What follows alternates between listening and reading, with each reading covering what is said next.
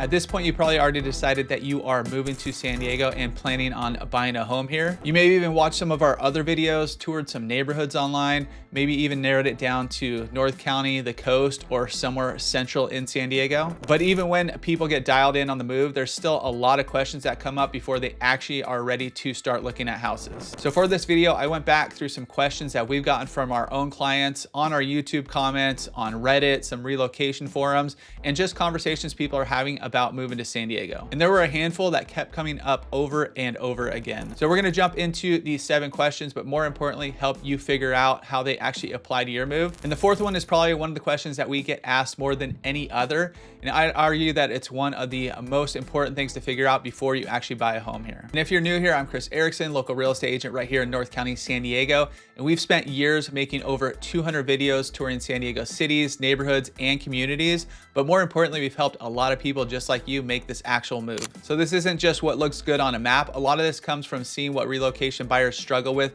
before, during, and sometimes after they actually get here. One of the questions I found came from a family moving down from the Bay Area. They already spent time in Encinitas and some other coastal areas, and they knew that they actually wanted to end up here, but they were still stuck on one thing. Do we rent for a while first, or do we just buy when we get there? And we've helped a lot of relocation buyers through this exact decision, and it's actually a pretty good mix. A few years ago, when the market was absolutely crazy, we saw a lot more people buy right away. And some things playing into people's decisions right now are inventory, interest rates, and just the logistics of making the move. But I think you could simplify the decision down to 3 main things. First off, how well do you actually know San Diego? And I don't mean vacation here every summer. We have people who used to live here and who are moving back. We have people who have made 2 or 3 recon trips, driven the neighborhoods, looked at the houses, and they actually really understand where they want to be. But that's something completely different from somebody choosing between Carlsbad, Point Loma, maybe Poway, based on only what they've seen online. Second, what needs to happen with the home that you already own? Do you need to sell it to get the proceeds for this purchase? Can you own both homes for a period of time? Do you need to actually sell first? Now, as of recently, we see more sellers willing to entertain offers contingent on the sale of another home than we did see in the frenzied markets of 2021 or 2022. So it might help you make that decision a little bit easier. And third, is there actually a house worth buying right now? If you know exactly where you want to be and your finances are lined up and everything else is ready to go, that's great. But if there are only a handful of homes available and none of them really work, don't force yourself into a house just because your moving truck is actually coming. So if you know the area, the logistics are lined up, and there's a house you actually want to own, buying might make sense right away. If one of those pieces isn't quite there yet, renting can give you a little bit of breathing room. Another question came from a family considering moving back to San Diego from Dallas. They were looking for a 4-bedroom home, seeing the type of homes they wanted around that $1.2 million range. They were concerned about rates and what buying here would actually look like for their overall financial comfort. So that's really not the question. It's not what will the bank actually approve me for. The real question is how much can I actually afford without changing everything else about my life? Now for this one, I'd look at 3 numbers. First is going to be your comfortable monthly payment. You might be approved up to 1.5 million bucks, but that doesn't mean that you want the payment on a $1.5 million home. So start with the number that you're comfortable with paying every month, and then you can work backwards from there. Second, how much cash do you want left over after your move? You might need furniture, the house might need a little bit of work, you're paying to move, and maybe you just don't want every available dollar tied up in your down payment. And the third one, maybe the most important one, is what do you still want to be able to do after you buy the house here in San Diego? You want to travel? Do you want to save for retirement? Do you want to go out to dinner? Really whatever is important to you, because there's not much point to moving here to San Diego for the lifestyle if the house payment makes it impossible to actually enjoy living right here in San Diego. Your real budget is not the biggest number somebody's going to lend you. It's the number that still works with the rest of your life. And I found another relocation question from a couple where one person was working in Carlsbad and the other was working around UTC. They both hated traffic. So their basic question was, where do we live so this doesn't make us miserable living right here in San Diego? And there's 3 things I think about when this question comes up. First, how often are you actually commuting? Because 5 days a week is going to be very different from going to the office maybe once or twice a week. Second, don't just look at the mileage on Google Maps. Look at the actual drive times at the actual times you're going to be driving those. And if you come out here for a recon trip and you think that you're going to commute from North County to UTC every morning, drive it on a weekday during the actual time that you're going to leave. Don't test it at like 11 o'clock on a Tuesday and decide that, hey, it's not too bad. commute's all right, so we're good to go. And then decide what you're willing to trade for that commute, because maybe you're willing to drive an extra 20 minutes because you really like to live near the coast. Maybe getting an hour of your day back is more important. There's really no wrong answer. You just want to understand the trade-off before you actually buy. And if you're watching this and realizing you're still trying to put some of these pieces together for your own move, that's exactly what we help people with every single day. And there's a link right down below in the description where you can book a quick call with our team. We can talk you through your timing, your budget, the actual areas that you're considering, and just help you figure out what the next step should be. Because now we get to the question almost everybody asks us. A family moving from Manhattan posted a question after doing a ton of research. They had a whole list of things that they wanted: a little bit of outdoor space, restaurants and groceries nearby, beach access, commute considerations, everything. And after laying all that out, the question basically came down to, where should we actually be looking in San Diego? And this is obvious, but this is probably the #1 question that we get. And there's a reason I didn't start the video with this, and it's because until I know your budget, your commute, and how you're actually making the move, telling you where to live is basically just throwing all these neighborhood names at you, La Costas or Calavera Hills or San Alejo Hills, and it doesn't really matter until you got those other things dialed in. If your comfortable budget is like $1.2 million, your options are going to be very different from somebody in that $2 million range.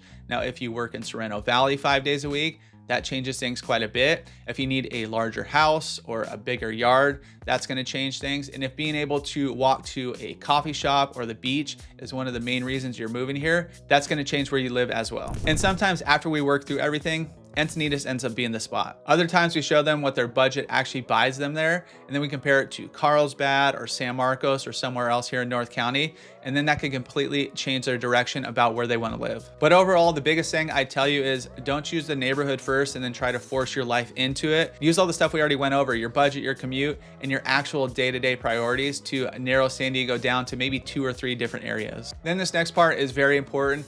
Go spend some real time in those places. Look at the actual houses you could afford. Drive around at 5 o'clock. Go grab some coffee at the local coffee spot. Get down to the grocery store. Drive that commute that you were actually talking about earlier. And then that's when your move actually starts getting a whole lot clearer. And then after all that, usually creates this next question.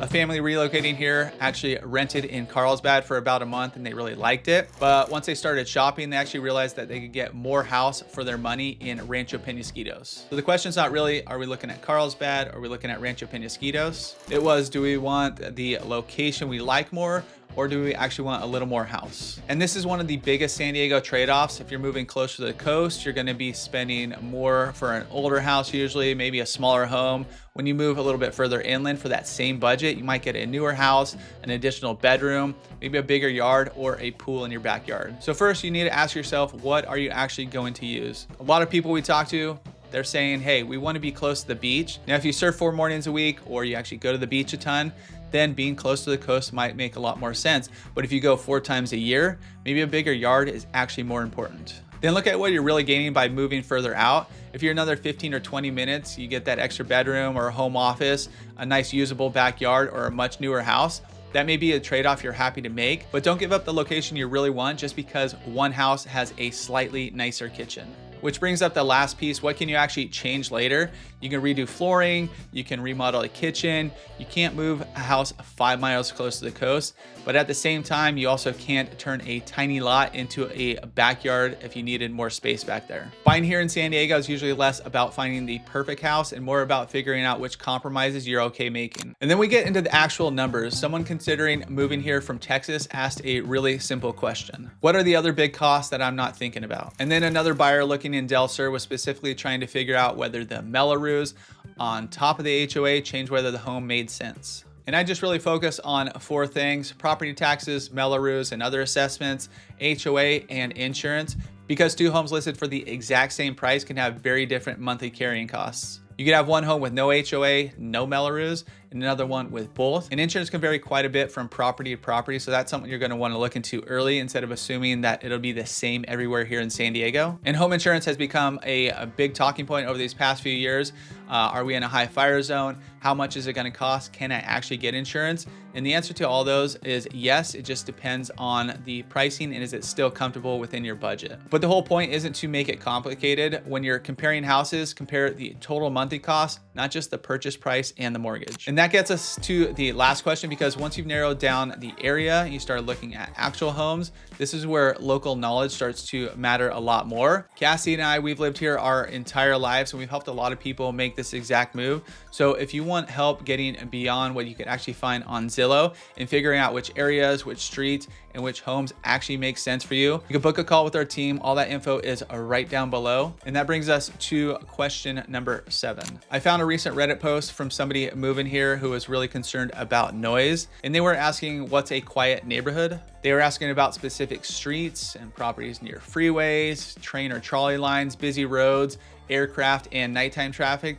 And that's a much better question, because by this point you've narrowed down the area, you figured out your budget, and you found a house you like. Now you need to understand the actual property. What does this street sound like at 7:30 in the morning? What happens at 5 o'clock? Is everybody cutting through the street to avoid traffic? Can you hear the freeway from my backyard? Is there a train nearby? What's behind the house?